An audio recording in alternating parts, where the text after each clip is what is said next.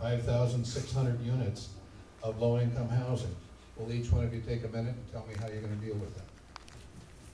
There we go. You know, testing. Yeah. There we go. All right. It's kind of interesting when you read state law and federal law and how that works. The law says that you have to have in inventory lands that are conducive for low-income zoning and planning. So you have to have the zoning on lands that potentially can be converted into low-income housing. And that doesn't mean you have to build them. It just means you have to have them planned. That is very strange. And a lot of what the state of California does is very strange. But SACOG, I voted against the SACOG in our participation with the blueprint plan. I think El Dorado County is way ahead on that issue, and we don't need their guidance. If they want guidance, they ought to come to us, and we need to tell them how to guide. George, you want this one? No. I'll take this one. Anyway, a little bit about SACOG. You know, I've looked at it and researched a little bit. I don't believe in it. I really, really don't. The reason why I feel that way is I don't think we should be held hostage. Look what happened in Lincoln. There's a good example. Basically, if they didn't go along with the plan, they weren't going to get the benefits from it. And I think it's totally wrong. It really is, and it also ties into the Agenda 21 too. You got to understand what's happening in Agenda 21. The problem is they want to move everybody out of the rural areas and back into these cities, in these communities, and stack and pack them, basically. That's all they're talking about. So basically all these houses congested and everything, all on top of one another.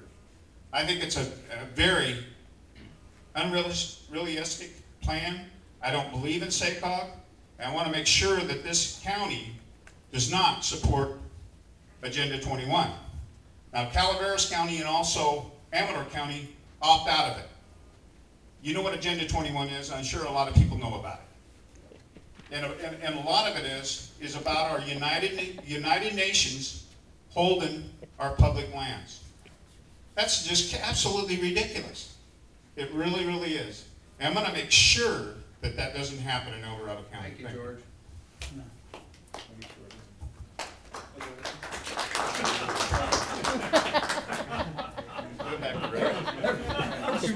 Playing musical microphones here.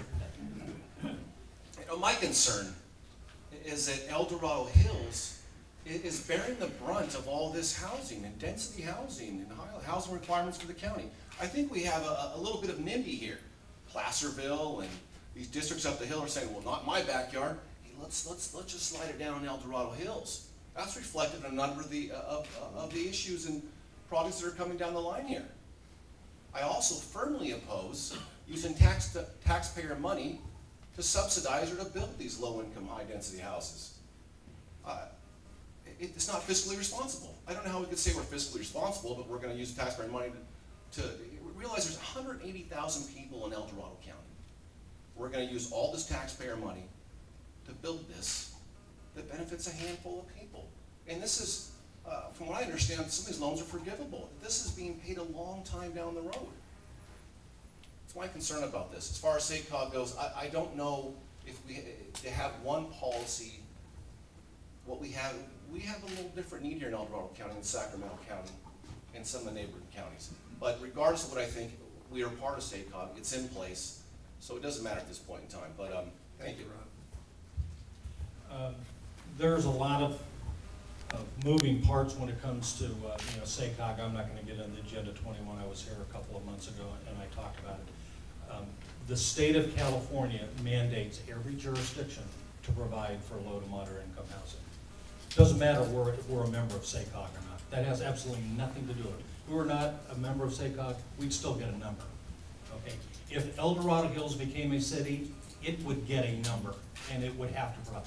Folsom has a number. That has nothing to do. Do I agree with it? You know, with the state of California does it? No, absolutely not. Ray's absolutely right. All we have to do is provide the land for available if it ever chose to be built. So, you know, that's where you know, the rub really comes in. And also, we're a member of SACOG because it's a metropolitan planning organization, and if we were not a member of metropolitan planning organization, whether you like it or not, the federal government says you don't get your federal gas tax money. Now, you can take your choice.